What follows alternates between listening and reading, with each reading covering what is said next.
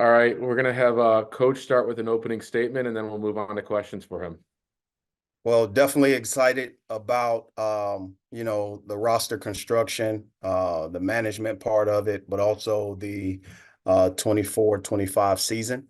Definitely excited about whoever our new leader is in the athletic department. I think our board of curators, starting with our chair, Robin Winokur, and our sports chair, Bob Blitz, our president, Moon Choi, and our interim AD, Marcy Gurdon, has done a great job, as are our other employees and administrators here that's rolling up their sleeves, making sure our student athletes are having a high quality experience amid a change. So definitely excited about what's going on and looking forward to building onto the 24-25 season.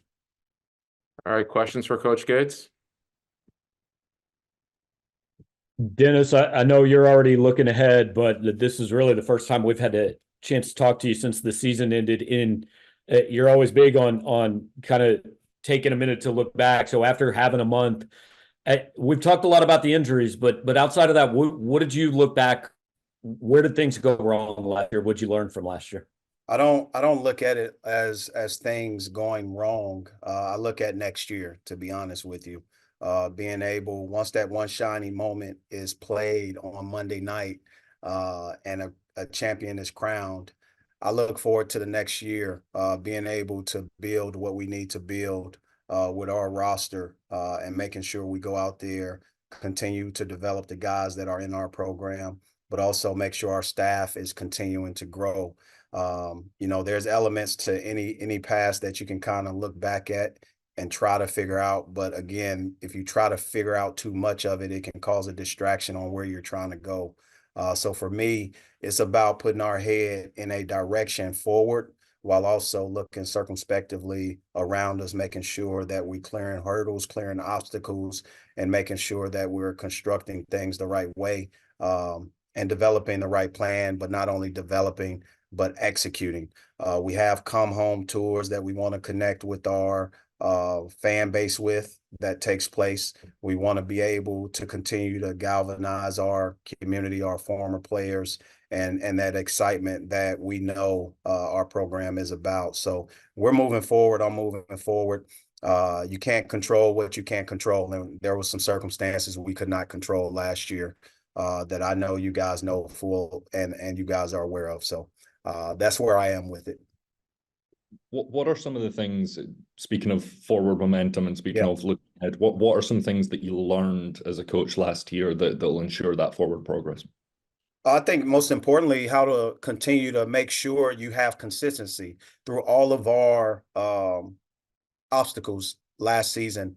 I thought the thing that you can always go into next year with, and you guys have seen us play up close and personal, our guys fight, man. They give their very best, and that's an identity of our program. The type of team building that we do, the type of growth and development when we see players improve. When you look at a Sean East improve the way that he improves and get an invite to the Portsmouth Invitational, become the second straight student athlete of the year of the SEC conference. You look at Tamar Bates' growth statistically, his improvement. Those two guys improved drastically.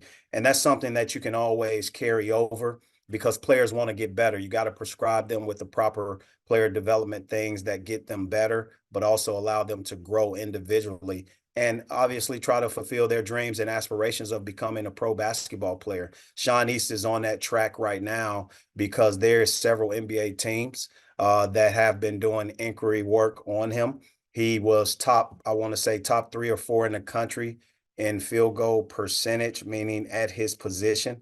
That is some qualities that he possessed from a statistical standpoint that are off the charts, and it allows the next level to look at him as an asset. So it's more so just making sure these guys are trending in the right direction, making sure they're finishing academically the right way, but more importantly, making sure that if they leave this place better than it was before they got here. And I truly believe they've done that, and they will continue to do it. Coach, you mentioned the roster construction moving forward. Do you feel like there are any differences in the way you're recruiting out of the portal this year? Well, differences. I think the game changes. Portal has been forever changing landscape for student athletes and agents. They are impacted by NIL. There's impact at every single level. I think when you look at college basketball roster sizes and roster sort of commitments, you have to understand that it's no longer a 4-year, 5-year plan for guys. It's a 1 or 2 year plan, and you will not really see many guys in the same uniform for 4 straight years any longer as consistently as we used to. So when you look at recruiting, you got to also look at retention. You got to make sure there's a core of guys that you bring back consistently that can help you. And more importantly, when you construct, you have to make sure that certain things are applicable, meaning the talent, the blending of talent, but also the background checks to making sure that you have the right kid in your program that can obviously be a leader, and not only be a leader, but they can adjust and have some assimilation to the community, because at the end of the day, they still have to be students. And that's the one thing that we have to understand. So it's forever changing landscape. And that changing landscape is going to be that way until there's regulation that takes place. And right now, we're in this cusp of a time where we're dead in the middle of the evolution, and we don't know what it will settle into, but we got to understand that we got to be right there hand in hand, trying to make it for the better. Dennis, I want to know if you had any thought or opinion of the current change of landscape and coaches in the SEC with John Calipari going from Kentucky to Arkansas, and then Kentucky earlier today, bringing in Mark Pope from BYU. So just any thought on, those two big moves? I think that's a great question. When you look at our conference, there are a lot of great coaches. I had an opportunity to play against Coach Pope at BYU when I was at Cleveland State. I know their AD well. He was the former football coach at Cal when I played basketball at Cal. But when you look at what that program has done, he's a great guy, great coach. I have nothing but positives when it comes down to my experience. He played at a high level. He played the game at a high level, and he coaches the same way. And he's a graduate of Kentucky. So the other part of it is I'm just thankful that our conference didn't lose a coach of the caliber of a Hall of Famer in John Calipari.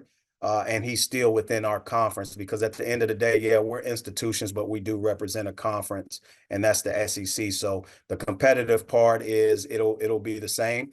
We did lose a good coach in Eric Musselman outside of the conference, and we have to take note of that. But it just goes with the changing landscape of college sports, college basketball.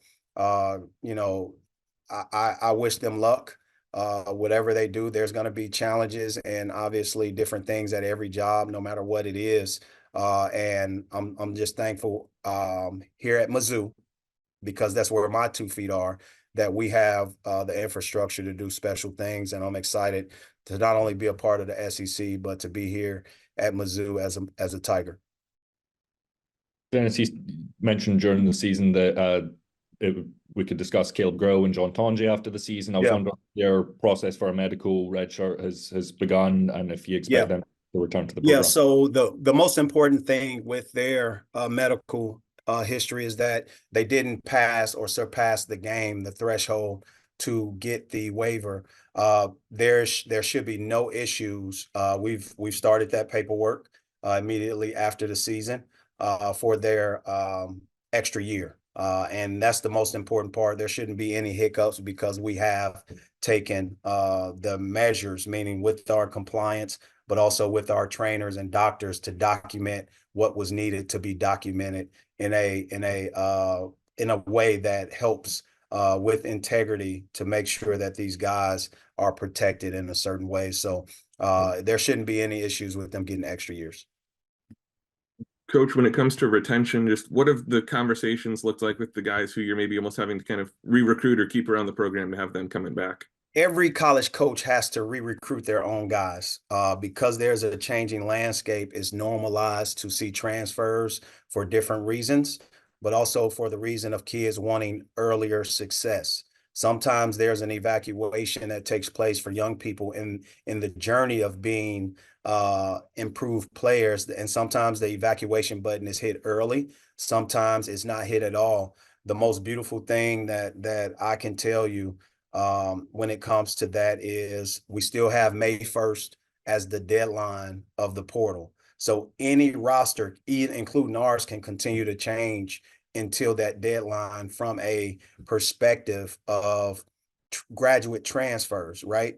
If you are a graduate transfer, it can change before then. Also, the flexibility throughout the year, that doesn't mean kids won't transfer after that deadline. The most secure thing that we can all as coaches count on is that our roster will be the same as soon as September comes, as soon as the first day of classes come. That's when we actually will know what our team looks like, because the rosters can have additions and it can also have subtractions. So it's just a new landscape that we have, and we all have to be prepared for the inevitable or even the worst case scenario to make sure we have certain things covered on our roster, but also that you have recruiting, meaning relationships with the players that are in your program.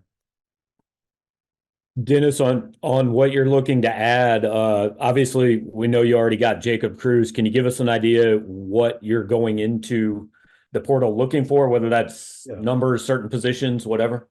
Well, I'll talk about first our freshman class and then our transfers, right? And then I'll get into what else we're looking for. Is that okay, guys?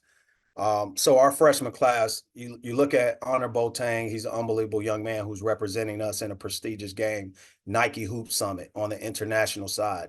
And when you look at the types of players that was in that game, I think he will be possibly the first who have played on an international side in the Nike Hoop Summit. I'm not sure, but if history says it, I'm sure he possibly is. And it's a short list.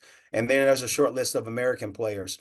So I'm excited about him. In addition to his talents of playing a saxophone, you guys heard what we were able to do on this visit. Not only that, I challenged that young man to play the national anthem at one of our games. And that's one of the things that I think you should look forward to.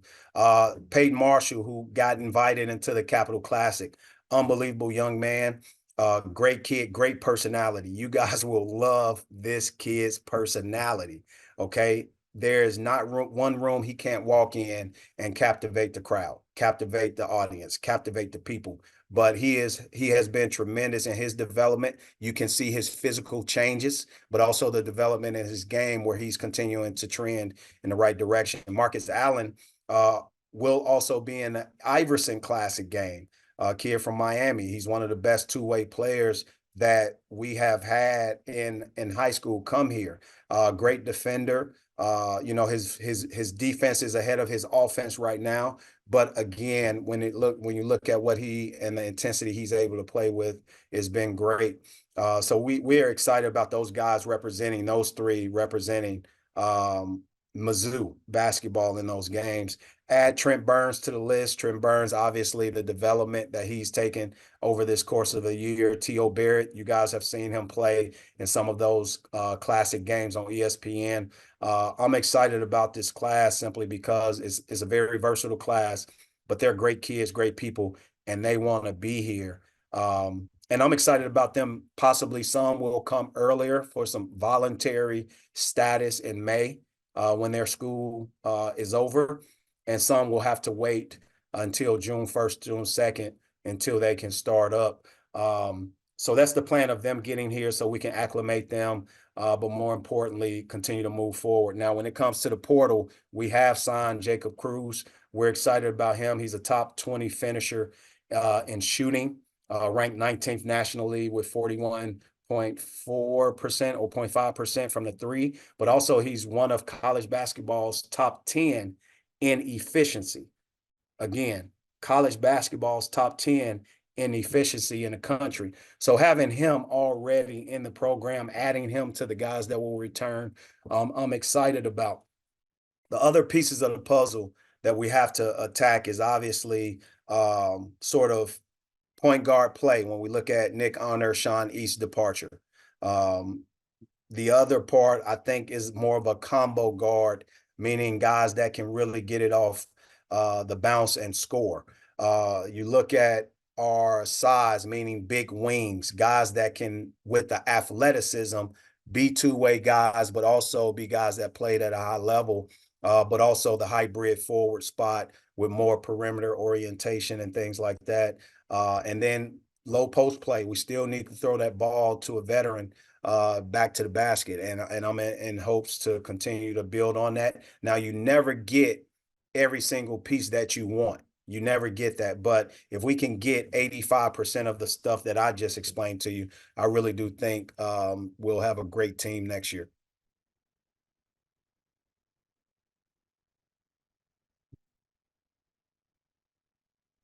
Yeah, Coach, just to go back, we talked about player retention. On the flip side of that, you had a couple players head out through the portal. Are you anticipating more movement on that front in the next couple of weeks? Yeah, I mean, at the end of the day, you have to look at and understand college basketball. Sometimes players invite themselves into the portal. Sometimes coaches get to invite you in the portal as well. So it's a two-way street. I'm excited about the path that other guys have taken. Zeus being one, young man that played for us. We have great relationships with our kids. But also you look at Kurt Lewis, meaning for the reasons that they need, because basketball is very important. I'm excited that Kurt Lewis is the first in his family to receive his degree, and it's from the University of Missouri. Nobody will be able to take that away, not even the portal, not even a basketball career, right? A basketball career ends, but your degree is something that lasts forever, and Kurt Lewis will receive and be the first in his family to do that and have that accomplishment. Mbor Majak played for me all 4 years, and this was part of the plan for him to graduate from Mizzou, but also have that extra year to go out. And we saw him land on his feet and be the first to go commit to Coastal Carolina. And there's not a time that he didn't consult with us during our recruiting process, but we're excited of his future success. Now, I don't know if those are the last kids or not. I have no clue. But again, that deadline is May 1st, and I'm just excited about where those kids are landing. No matter what, I will always be their coach, no matter how many years they've played for me or not. But this is a fact. College basketball is in such a change that if you fast forward 25 years from now, former student athletes will be invited back to alumni weekends, and the normalcy of it you'll have guys go to 3 or 4 alumni weekends, and they'll have to show their children and their wives 3 different places that they've played at. So you look at that part and you have to understand we're just in a change. It's normalized, but more so we always want to see young people that we develop successful, and that's what we're able to see. Yeah, Coach, you just added Rob Summers to your staff. What are you hoping he'll bring to the program? Well, what I know he'll bring to the program, Rob Summers is a tremendous coach. He's a future head coach. He's one of the guys I hired. He was my right hand at Cleveland State for 3 years and behind our success. He went on to become an associate head coach at Miami of Ohio for Travis Steele. But more importantly, he was able to run that program in a way that allowed him to continue to grow and prosper. I truly believe his next job after Mizzou will be a head coaching job. No different than when we look back at our first pitcher at Cleveland State. You have Drew Joyce III, who's now the head coach at Duquesne. Those things are important. And those are the things that we spoke about when we first hired them and we became staff members in Cleveland. But Rob Summers will bring post development, right? He's a 7-footer. He played the position. You guys saw the references, meaning the people that sort of had great words to say. You look at Joe Mazzulla, you look at Mike Gansey, you look at 2 Hall of Fame coaches, right? 2 Hall of Fame coaches that he played and worked for. Those things are important when you look at the development of a coach, but also their background. Inside play is something that I know he will impact, especially with Trent Burns coming in, especially with Peyton Marshall coming in, especially with Jordan Butler here, and also inside play, whether it's Aiden Shaw inside or whomever else we bring in our program. You have to understand having a person with them that's played that position is very important. The other thing, he has great offensive innovation. great game planning, great prep. He's a great recruiter, great relationship builder. He's an ambassador for our university. He just got here yesterday, so we're excited. He was in his first workouts today, and you can see his impact already taking place. So I'm excited for not only him but his family, his wife and 3 children joining our community here at Mizzou. Dennis, you mentioned a little bit about NIL earlier, and a lot of coaches have talked pretty openly about it. Not asking you for numbers unless you just feel like sharing them with us. But how do you feel about how how Mizzou has approached that in the first couple of years, and how do you feel like your program is positioned as far as that goes on the landscape? Well, I think as a state, we've been very innovative, very upfront and forward. I think there's a history in that. I just want to thank our state for being that way, most importantly. And we've seen the changes happen throughout the year, but also throughout the beginning of NIL. The other part of it is you look at our campus leadership and how they've always tried to stay at the forefront in that category. It's not possible without the people that give, though. It's not possible, right? At the end of the day, when you look at your fans, your supporters, your boosters who actually give and share not only their time by being in the arena and support, right, the institution that they love, but when they're sharing their treasures and being able to raise the money and the people behind the scenes that do a boatload of work, it's a great thing. And this is where college basketball is at. Hey, it is what it is. I'm excited that student athletes are able to monetize. There's a big difference between a collective and NIL opportunities. When the past president opened the door with this initiative, I don't think he could have conceptualized it morphing into what it is. But here we are as gatekeepers, and we got to continue to grow the game, continue to do things in an evolution and evolve. But I'm excited because I was a student athlete that was a RA. I was a student athlete that held multiple jobs. I was a student athlete that actually had jobs to do, and it took away from some of the basketball activities. So I'm excited that student athletes are able, not just basketball, not just football, but student athletes as a whole are able to get ahead. Now, what I do hope is that the financial literacy and the different things are going hand in hand with those things that's taking place, and that our young people continue to grow because we're asking them to be adults a little bit faster, and the responsibilities. I hope long term we have stories in 20, 30 years of kids investing their NIL and becoming billionaires. I hope that takes place. I hope to hear stories of those things become of student athletes, former student athletes using NIL money to start a business, to not only start a business, but also become real estate moguls or whatever there is. But we can't be hypersensitive to, the student athletes who are probably not as responsible and they just spend their money. It comes with the territory.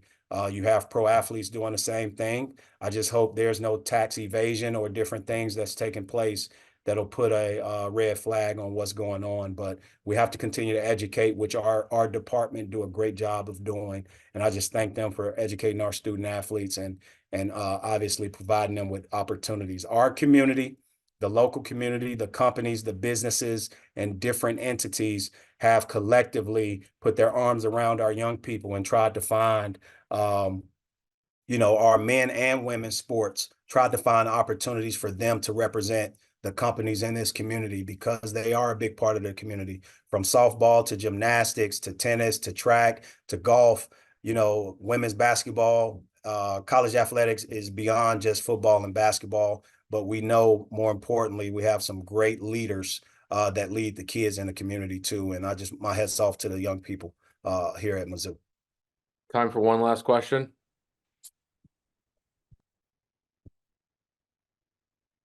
All right, we got no takers. Thanks for everybody for tuning in today, and we'll talk to you guys soon. Thank you, guys. Have a great day. Good to see you. I miss you. MIZ.